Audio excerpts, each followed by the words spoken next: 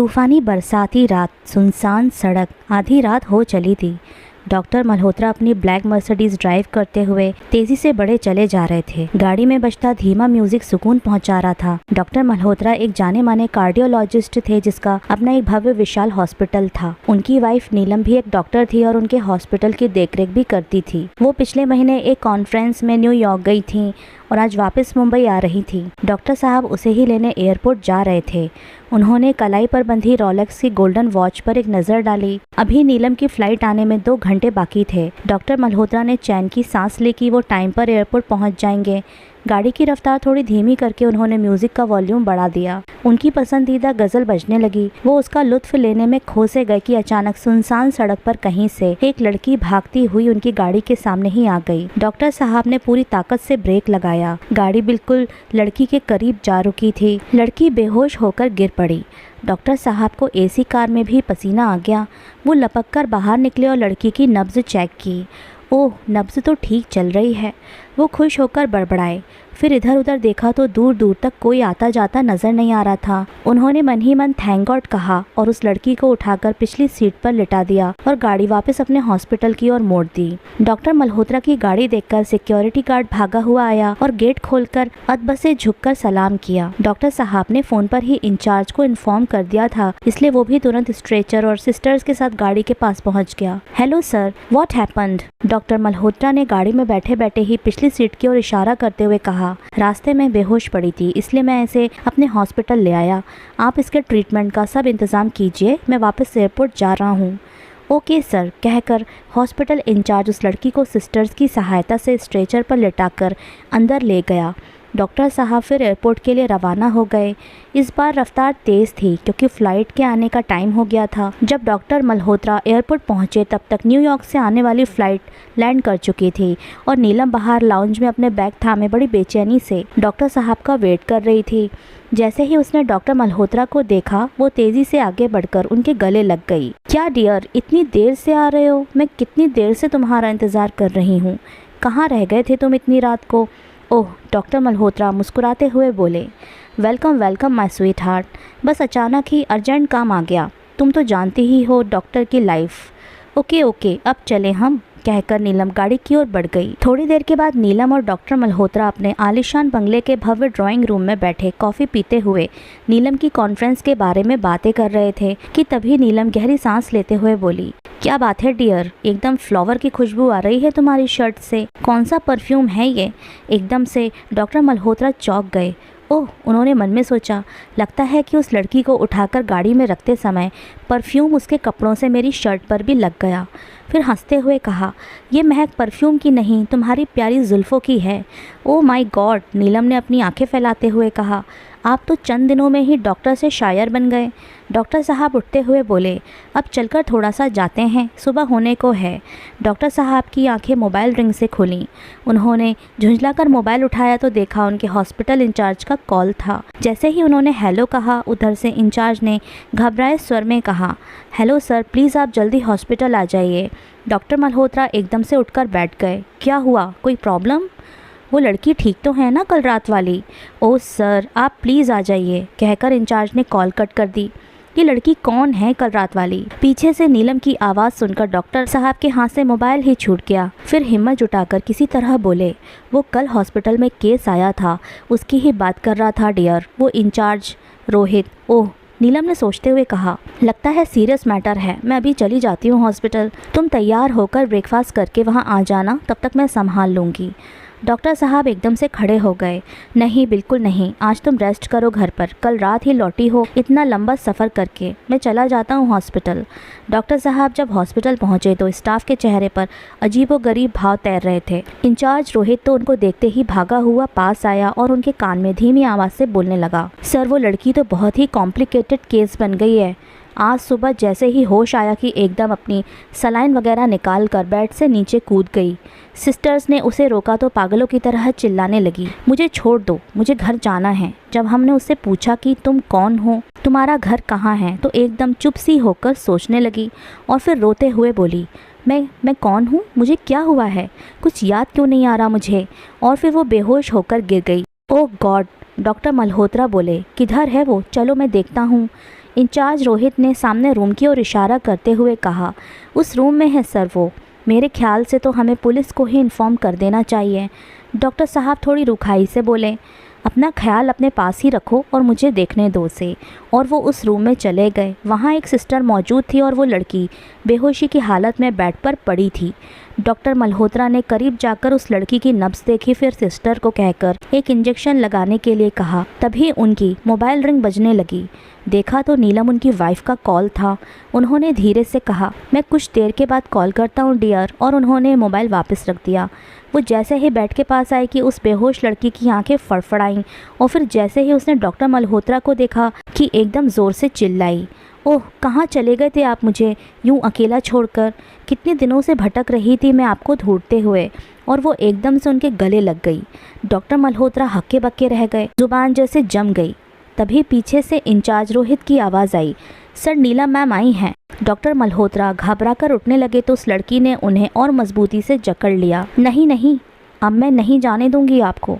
Doctor साहब कुछ बोलते कि पहले ही नीलम अंदर आ गई और वहाँ का नज़ारा देखकर व्यंग्य से ताली बजाते हुए बोली, वाह क्या सुपर ट्रीटमेंट चल रहा है डॉक्टर साहब। डॉक्टर साहब ने वो उस लड़की को हल्का सा धक्का देकर अपने को छुड़ाया और नीलम के करीब जाकर बोले, पता नहीं ये कौन है, इसकी याददाश्त चली गई है शायद।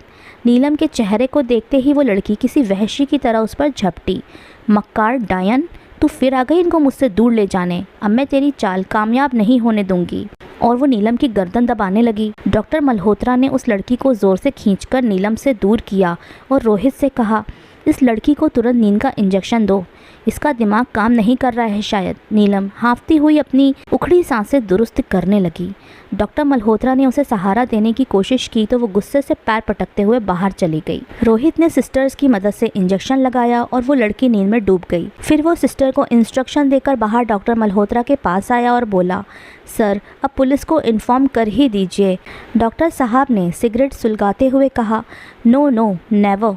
इस लड़की की बात सुनी ना तुमने? अगर ऐसा कुछ ड्रामा उसने पुलिस के आगे किया तो फिर बरसों से जमी जमाई इज्जत मिट्टी में मिल जाएगी। ऐसा कोई रिस्क नहीं ले सकता मैं, समझे? पहले उस लड़की की दिमागी हालत सुधरने दो, आगे की बात सोचेंगे। वो नीलम के कैबिन में जा रहे थे कि नीलम आग बबूला होती हुई उनके पास आई। तो मेरे विदेश जाने के बाद तुम ये गुल खिला रहे थे और इसलिए कल एयरपोर्ट भी देरी से आए थे। डॉक्टर साहब नीलम के कंधे पर हाथ रखते हुए बड़े प्यार से बोलने लगे, नहीं नहीं, तुम बिल्कुल गलत समझ रही हो मुझे। मैं तो तभी ऊपर से सिस्टर दौड़ती हुई आई और बोली, सर वो लड़की तो क्या हुआ? डॉक्टर ने चौंक कर पूछा। सिस्टर ने लड़की के बारे में और बताने की बजाय जल्दी ऊपर उसके रूम में चलने का इशारा किया और वापस दौड़ पड़ी सीढ़ियों की ओर। पीछे पीछे डॉक्टर मल्होत्रा और नीलम भी भागे। जैसे ही रूम के पास पहुंचे कि अंदर से आती चीख पुकार सुनकर उनके होश फाख्ता हो गए। जल्दी से अंदर जाकर देखा तो वो लड़की अपने एक हाथ में सर्जिकल नाइफ और दूसरे हाथ में हॉस्पिटल इंचार्ज रोहित की गर्दन जकड़े हुए थी। रोहित बुरी तरह से चिल्ला रहा था और अपनी जान बख्शने की दुहाई दे रहा था। डॉक्टर मल्होत्रा ने ज़ोर से चीखते हुए उस लड़की का हाथ पकड़ लिया और उससे नाइफ ले लिया। वो लड़की उन्हें देखते ही रोहित को छोड़कर उनका हाथ पकड़कर प्यार भरे स्वर में बोलने लगी, किधर थे आप? मैं कब से इस आदमी से कह रही थी कि आपको बुलाकर लाए, पर ये तो उल्टे मुझे ही पागल कहने लगा। फिर वो एकदम सुबकने लगी, मैं पागल नहीं हूँ, बोल दीजिए इन सबको। नीलम का गुस्सा तो अब जैसे 7वें आसमान पर था। वो जोर से चिल्लाई, बहुत हो गया ये सब नाटक, अब चुपचाप मेंटल हॉस्पिटल में कॉल करो और भेज दो इस कमबख्त को वहाँ। 1 मिनट, मैं डॉक्टर कंगना को बुलाती हूँ। और फिर नीलम ने मोबाइल निकाला और कॉल करने लगी कि रोहित बोल पड़ा, एक्सक्यूज़ मी मैम, वो ना आज कंगना मैडम लीव पर हैं, कल भी वो नहीं आई थी हॉस्पिटल। ओ गॉड, नीलम बड़बड़ाई, अब ये कंगना किधर चली गई यूँ अचानक? फिर वो डॉक्टर मल्होत्रा की ओर देखकर बोली, मैंने कहा था ना आपको कि बिना मुझसे डिस्कस किए यूँ किसी की लीव सैंक्शन ना किया करो। फिर डॉक्टर कंगना को क्यों दे दी मंजूरी? डॉक्टर मल्होत्रा कुछ बोलते कि वो लड़की जो अब तक थोड़ी देर शांत नज़र आ रही थी एकदम भड़क गई। क्यों? तू कौन होती है इनसे सवाल जवाब करने वाली? खबरदार जो ऐसी बातें की तो इनसे। डॉक्टर मल्होत्रा का चेहरा बेचारगी से लटक गया। एक तरफ ना तो वो लड़की की कोई बात समझ रही थी और दूसरी तरफ उनकी वाइफ नीलम एकदम ज्वालामुखी बनती जा रही थी। उन्होंने सिस्टर्स को इशारा किया तो उन सिस्टर्स ने आगे बढ़कर उस लड़की को पकड़ लिया और फिर तुरंत डॉक्टर साहब ने रोहित से इंजेक्शन मांग कर लड़की को लगा दिया। तो वो तत्क्षण नींद में समा गई। डॉक्टर साहब अपने माथे का पसीना पोंछते हुए बोले, अब रात तक ये लड़की नहीं उठेगी, तब तक हम कोई ना कोई रास्ता निकाल ही लेंगे। और वो नीचे कैबिन की ओर चल पड़े। नीलम भी आगे आगे गुस्से में भरी चलने लगी।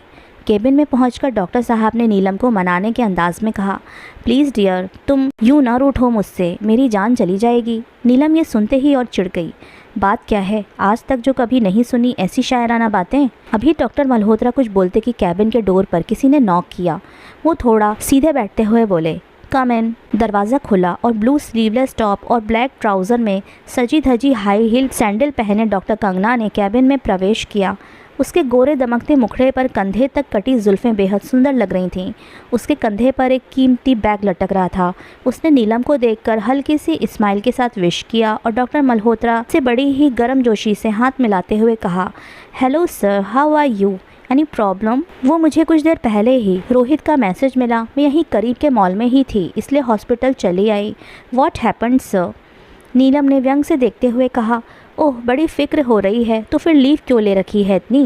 कंगना ने दिलकश मुस्कुराहट के साथ बोला, ओ लीव तो मैंने बहुत ही पर्सनल रीज़न से ली है, तो आई एम सॉरी, मैं नहीं बता सकती इस बारे में। ओके, डॉक्टर मल्होत्रा बीच में हस्तक्षेप करते हुए बोले, वो कल रात एक गुमनाम लड़की का केस आया है हॉस्पिटल में, उसे कुछ भी याद नहीं है अपने बारे में, पर तुम्हें तो बड़ी अच्छी तरह से पहचान रही है वो।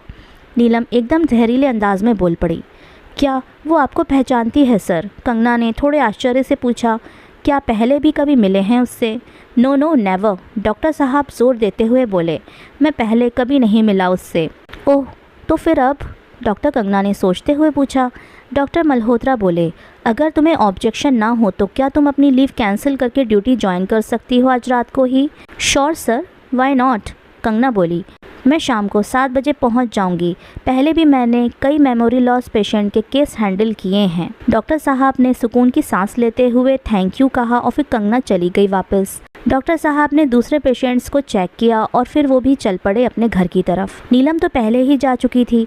जब डॉक्टर मल्होत्रा डिनर करके टीवी न्यूज़ देखने लगे कि नीलम बोली, दुनिया भर की खबर पर ध्यान देने की बजाय अपने हॉस्पिटल पर ज़रा सा ध्यान दो तो अच्छा रहेगा। डॉक्टर साहब ने थोड़े चिड़े स्वर में कहा, जो कहना है प्लीज़ क्लियर कहो, यूँ पहेलियाँ बुझाने की ज़रूरत नहीं है। नीलम ने तैश में खड़े होते हुए कहा, ओह, तो अब आपको मेरी बातें भी पहेलियाँ लगने लगीं। पर एक बात साफ साफ समझ लो कि यदि कल तक उस लड़की की मेमोरी वापस नहीं आई तो तुम सीधे पुलिस को इन्फॉर्म करोगे, ओके? और पुलिस के सामने उस लड़की ने मुझसे वैसे ही नज़दीकी भरा व्यवहार किया तो क्या होगा ये सोचा है? डॉक्टर मल्होत्रा तल्खी से बोले, तो तुम पुलिस के पास मत जाना। नीलम सोचते हुए बोली, मैं जाऊंगी पुलिस के पास, ओके? ओके, देखते हैं कल सुबह, कहकर डॉक्टर साहब सोने चले गए। सुबह सुबह ही नीलम उन्हें ज़ोर से पुकारते हुए बोली, जल्दी हॉस्पिटल चलिए, रोहित का कॉल आया था। तो दोस्तों, ये इस कहानी का पहला पार्ट है।